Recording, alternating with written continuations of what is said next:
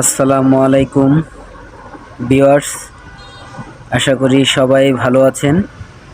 তো আমি গাজীপুর চৌরাস্তা থেকে একটি কাজ সেরে বাসার উদ্দেশ্যে রওনা হয়েছি। তো ঈদের আগ মুহূর্তে ছিল এই ভিডিওটি।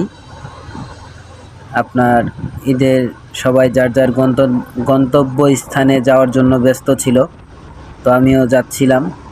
তো হঠাৎ আপনার রাস্তায় এই যে দেখতেছেন, একটি অটো আর একটি ট্রাকের মাঝখান দিয়ে আমার যেতে হয়েছে, কারণ অপোজিট সাইড থেকে রং রাস্তা দিয়ে যে অটোটি আসতেছিল, তাই এই অটোটি চেপে গেছিল, আর এর জন্য আমার খুব রিস্কে পার হতে হয়েছে। সবাই সাবধানে থাকবেন। তো এই কারণে আমি যে আল্লাহর কাছে লাখো কোটি শুকরিয়া আদায় করতেছি যে আল্লাহ আমাকে হেফাজত করেছে।